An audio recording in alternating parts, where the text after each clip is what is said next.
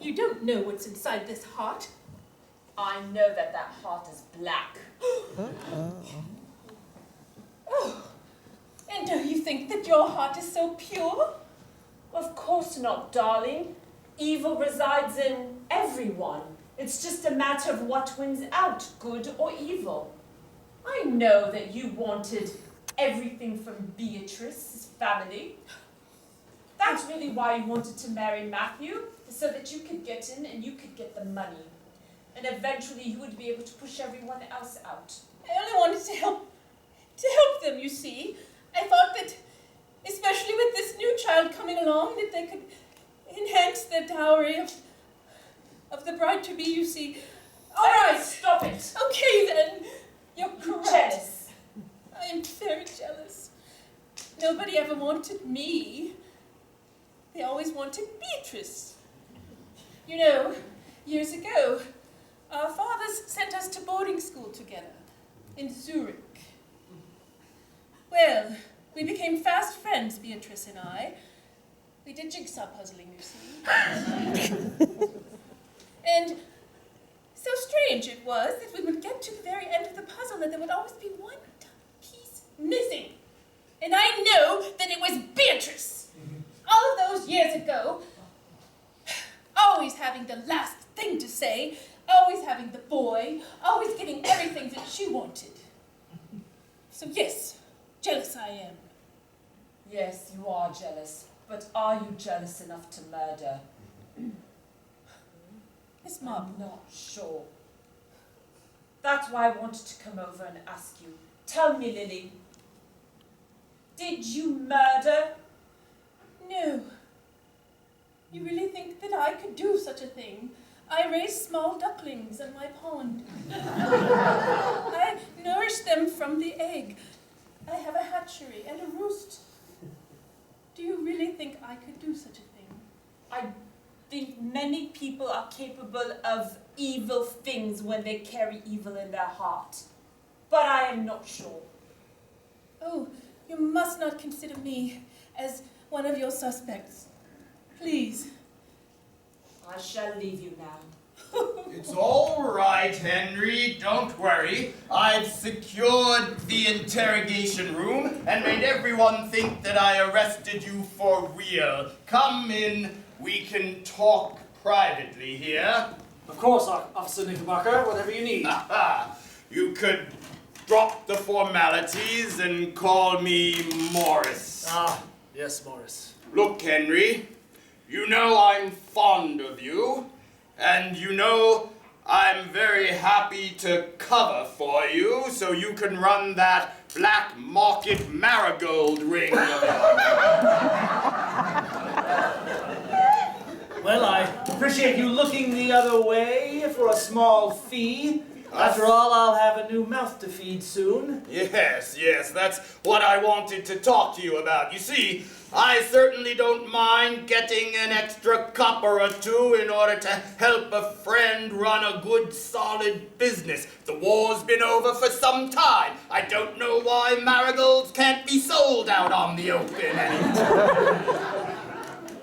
But murder is a completely different game, Henry.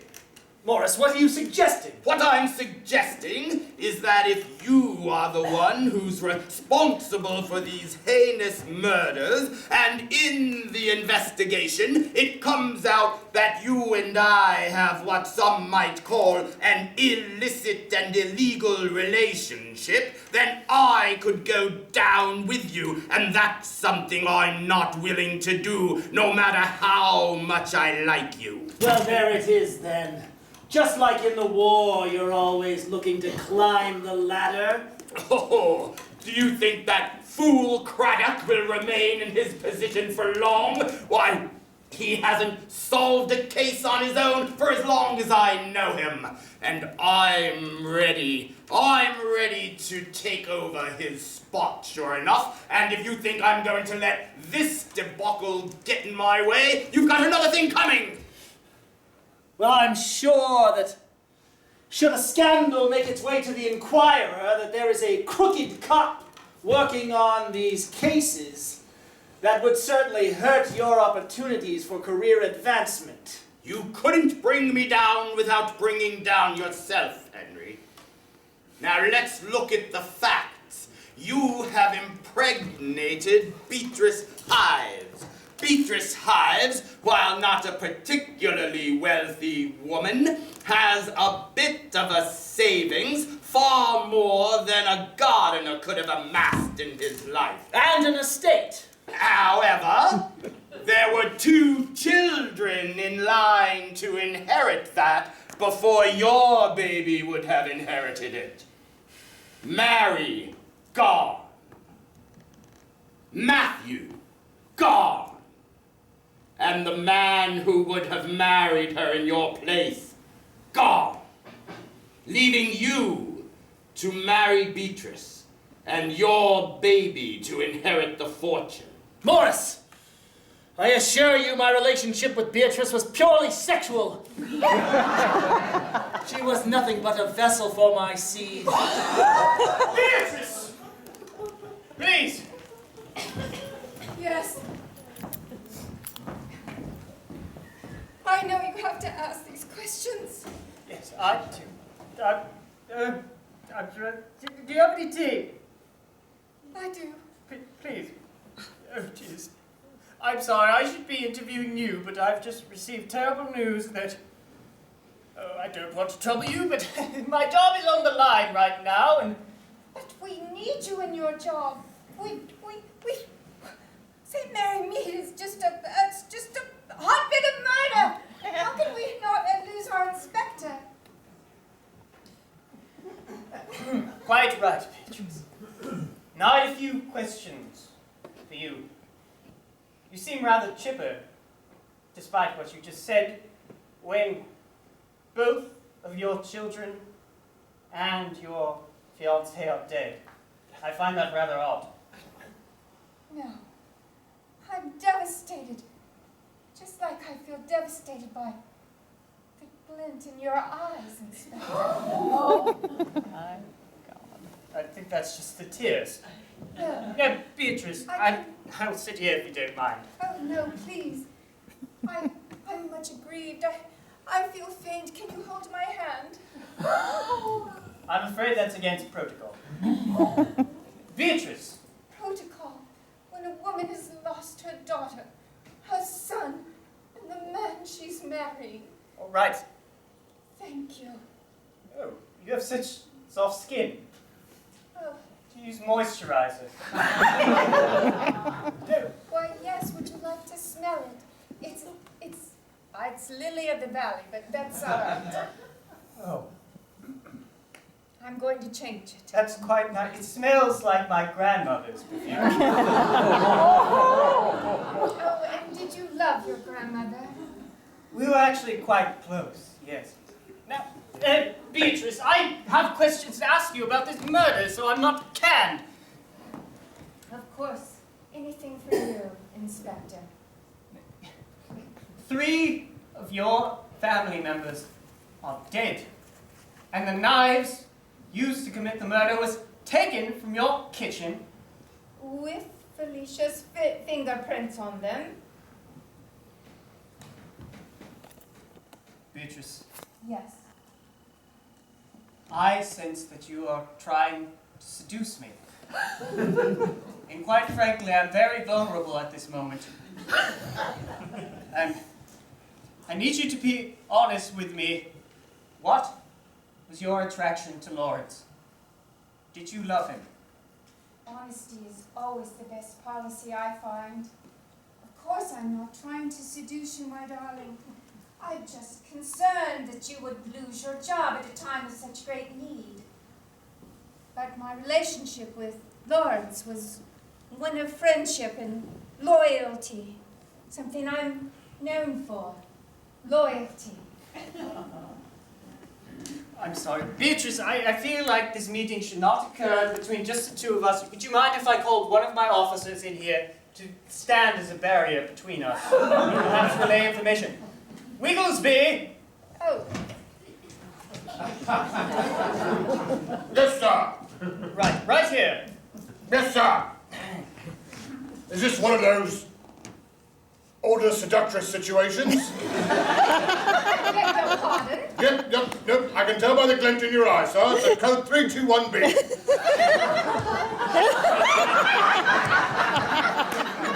Wigglesby, will you please ask Beatrice if she's the murderer? Did you murder anyone? Are you saying that you believe I would murder my daughter, my son, and my intended? Well, she didn't really answer forthrightly. She just made a bunch of excuses. I'm saying, on what possible grounds could you have for asking me such a question? Just a yes or no question, ma'am. Here you are, disassembling it. Is it? I can't believe you're doing this to me. Neither yes nor no, sir. I brought that down. I'm sorry, Wigglesby, this isn't working. My children, why would you do this to me? I'm very sorry.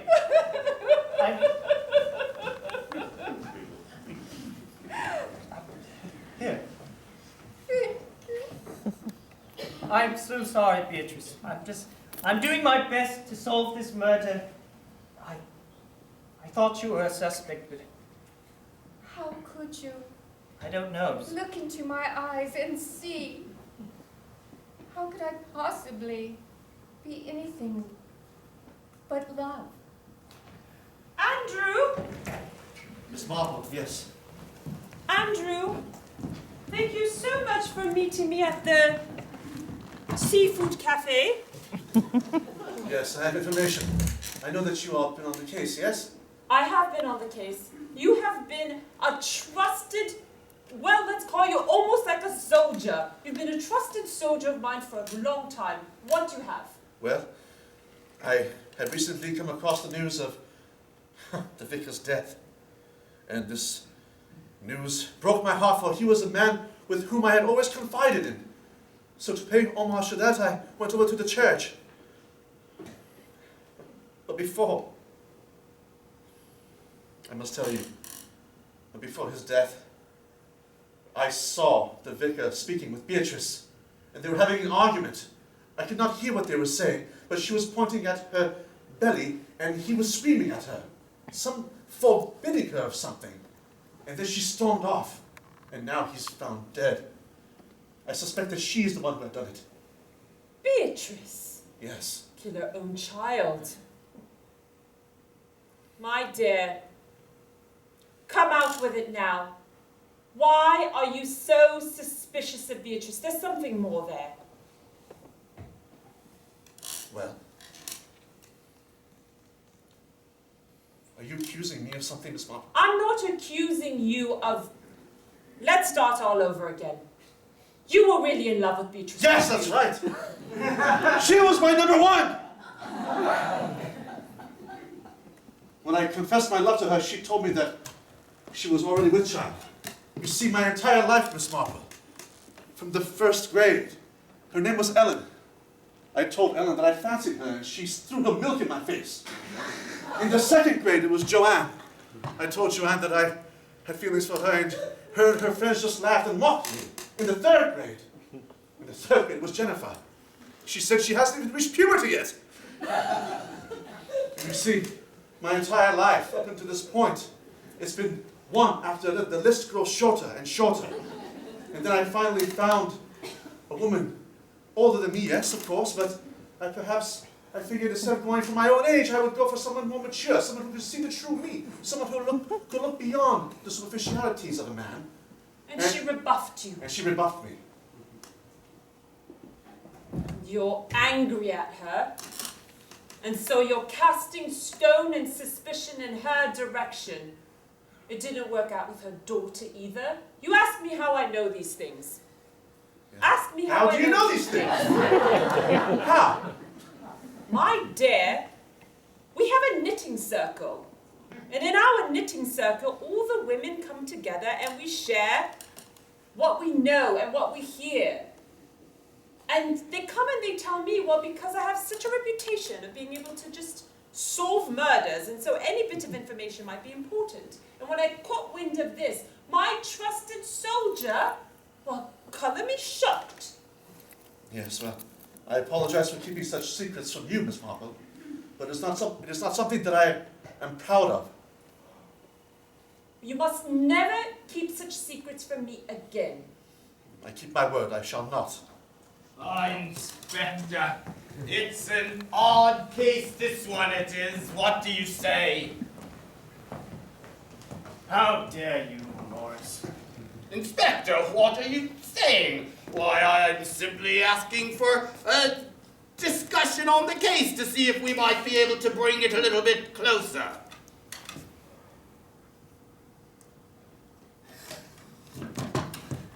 I know what you're after, Morris. All right, you're a petty little prig and I want your job. Will you have it, then? Or didn't you hear? Not 5 minutes ago, apparently I've been fired! Have you? With talks of you to replace me. Oh, sorry. Constable Knickerbocker.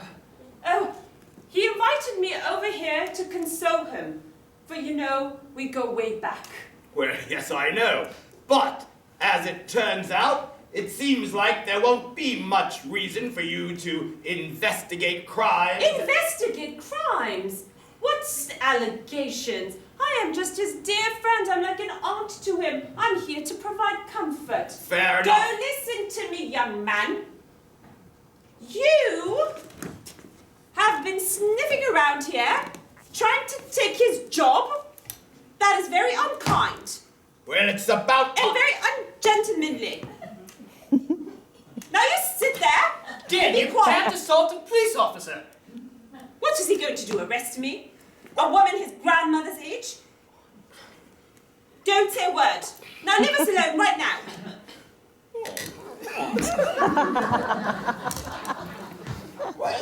Dad, keep going. Jane, I've been fired.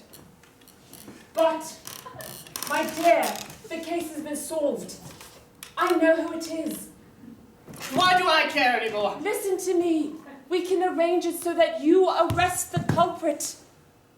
But you did it. It doesn't matter. Look at me. We are a team. We work together. We bounce ideas off each other. And this only works together. Jane, I feel like you should be the detective inspector. Here, take my inspecting stand glasses. up and be a man. Now look at me. You're my godson. Make me proud. Now you go out there and you arrest the person that I point the finger at. Okay. Now we shall walk over together. Come now. And so we made our way over to the Hive household where we came upon the gardener, Henry. Now we must do this alone. No one can see us. So you are the one to arrest him. Henry! Oh, Miss Marple. Hello! Well, I wasn't Or expecting to see shall you I here. call you Narcissus? I don't know what that means. Narcissus was someone who loved his reflection so much. And you, my dear, always ready to show your body, well, you're a Narcissus. Very And well. in my experience, those who are narcissists will go to no end to prove that they could get away with anything, including murder. It wasn't about the inheritance, was it? It wasn't about any of that. You don't care about the money. You just wanted the fame. You wanted the fame for yourself, knowing that you could get away with it. All right, Your vanity. you caught me. This world needs more of this face. That's why I went around town trying to impregnate every woman so that I may grace St. Mary's Mead with this visage. Your vanity knows no end. It's so great that you would murder for it. I may be a lowly gardener, but damn it if I'm not sexy. He's admitted it. But I needed That child that looked like me had my eyes most assuredly in my home, to be raised by me, surely to be the greatest father this world has ever known.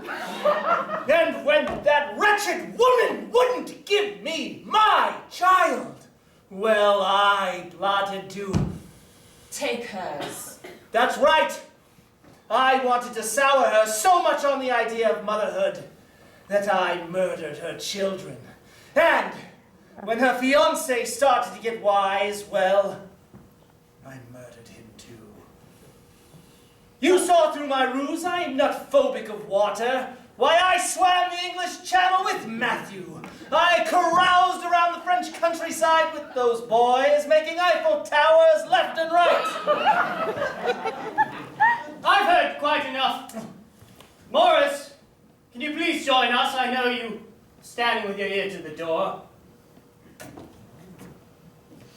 Jane, I've just realized something, and I know you've just cracked the case, but before this, I was trying to solve a marigold case.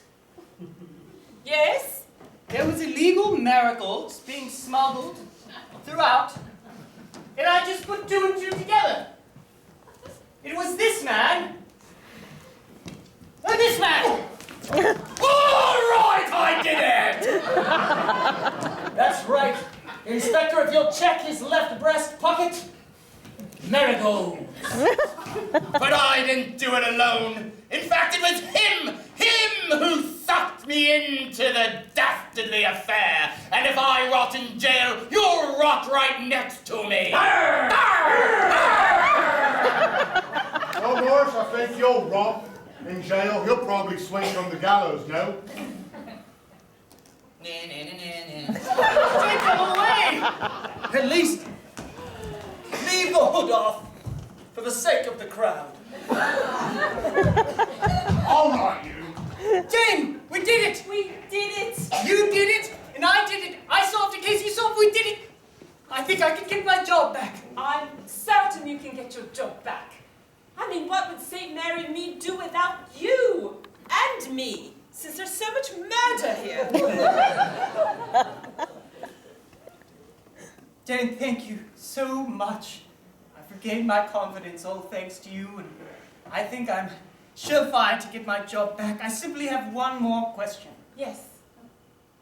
You see, one of my officers, she's missing an arm, and she said that it had something to do with you, and that's been troubling me this whole time. I was wondering if you could explain what you had to do with that woman's arm being severed. It was a knitting accident. Yes, I was knitting and I coughed so hard that one of my knitting needles flew and it punctured her in the artery and she lost so much blood that they had to chop her arm off.